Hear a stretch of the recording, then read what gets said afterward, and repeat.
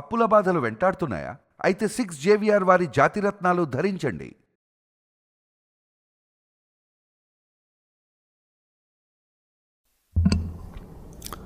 అందరికీ నమస్కారం.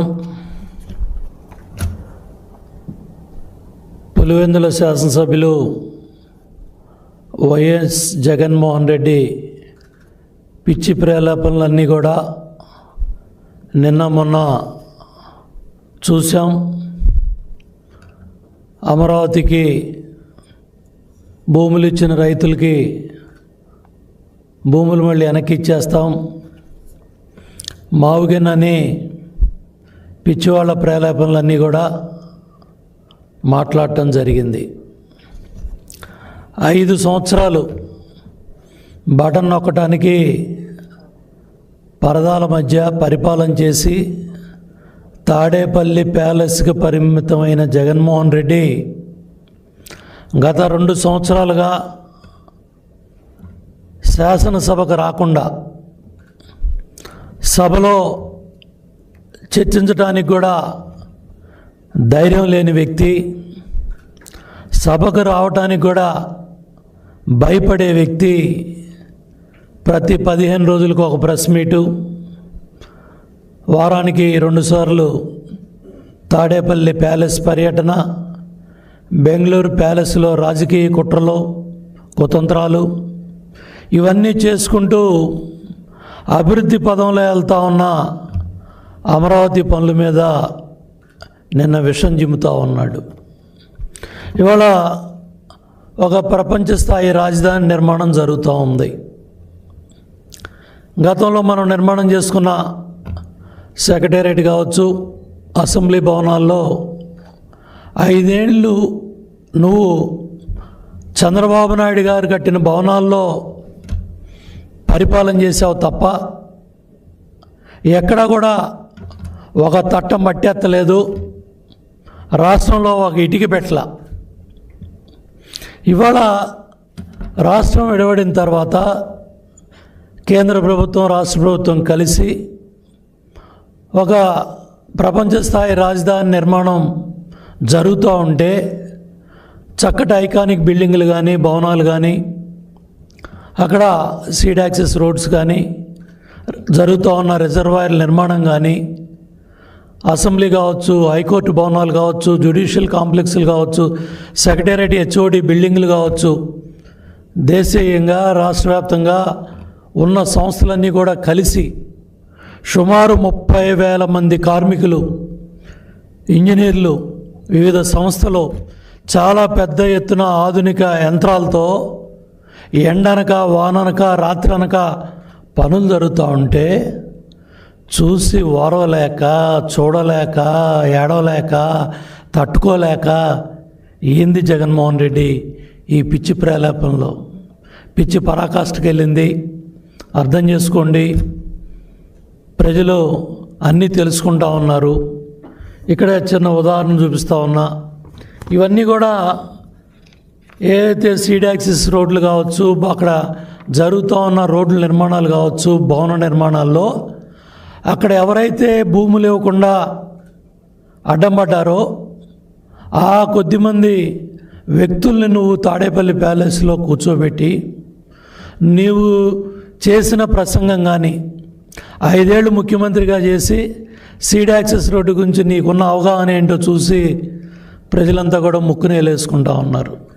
5 ఏళ్ళు పరిపాలన చేసి నీకేమాత్రం కూడా అవగాహన లేదని నిన్న అక్కడ వాళ్ళతో నువ్వు మాట్లాడిన మాటలను బట్టి అర్థమవుతూ ఉంది.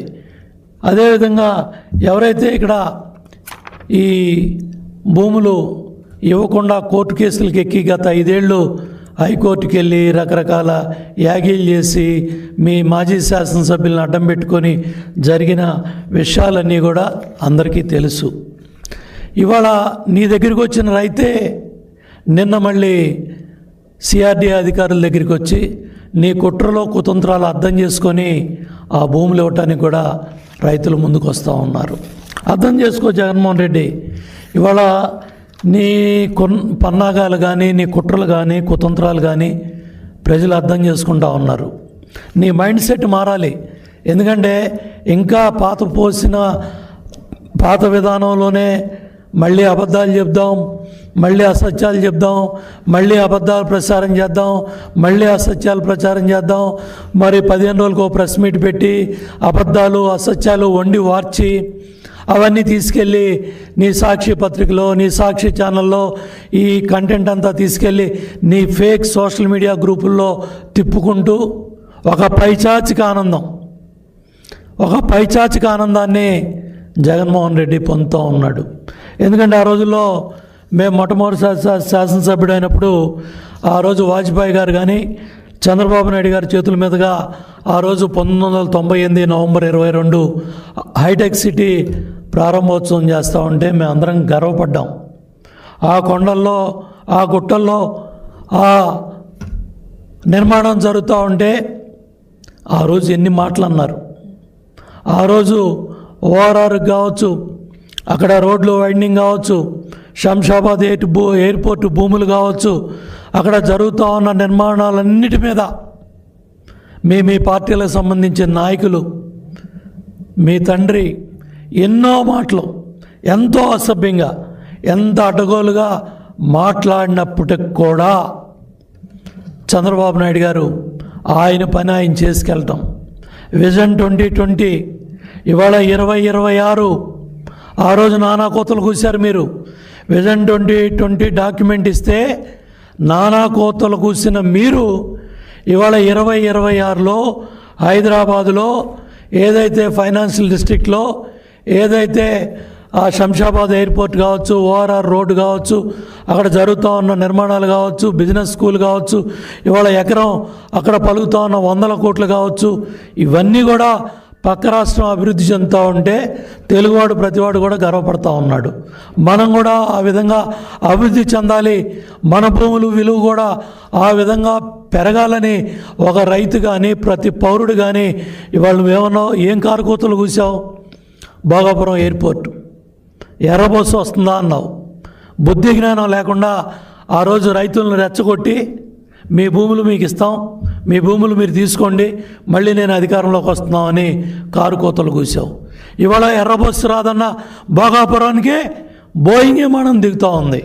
జూలైలో ప్రధానమంత్రి గారి చేతుల మీదుగా, ముఖ్యమంత్రి గారి చేతుల మీదుగా మరి భోగాపురం జాతికి అంకితం కాబోతూ ఉంది.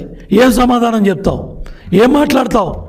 ఈ పిచ్చికోతలో నిన్న అమరావతి రైతాంగం గురించి, ప్రజల గురించి, అక్కడ జరుగుతున్న నిర్మాణం మీద విషం చిమ్మాలని నువ్వు భోగాపురం రైతుల్ని రెచ్చగొట్టి ఆ రోజు ఏం మాటలు మాట్లాడావు?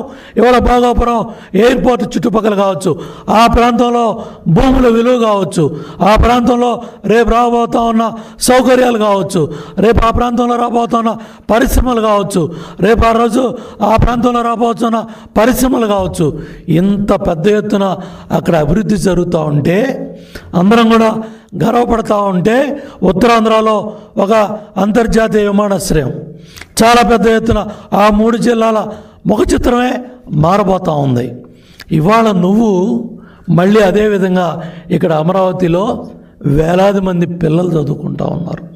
ఇవాళ బిట్స్ పిలాని దేశంలోనే ఇవాళ ప్రపంచంలో ఉన్న వాళ్ళ సంస్థలన్నింటిలో కూడా అత్యున్నతంగా కృష్ణానది ఒడ్డున వెంకటేశ్వర స్వామి దేవాలయం దగ్గర ఇవాళ సీడ్ యాక్సెస్ రోడ్డు పక్కన బ్రహ్మాండంగా 75 ఎకరాల్లో ఒక ప్రపంచ స్థాయి భవన నిర్మాణాలు చాలా పెద్ద ఎత్తున నెంబర్ 1 బిట్స్ పిలాని మన అమరావతిలో నిర్మాణం జరుగుతూ ఉంటే ఓర్వలేకపోతున్నావా?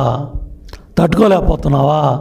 ఇవాళ ఎస్ఆర్ఎం కావచ్చు, విట్టి కావచ్చు, అమ్మ కావచ్చు, కొన్ని వేల మంది పిల్లలు మద్రాసు వెళ్లకుండా, బయట ప్రాంతాలకు వెళ్లకుండా మన పిల్లలు మన కళ్ళ ముందే ఇక్కడ చదువుకుంటా ఉంటే ఏడవలేకపోతున్నావా?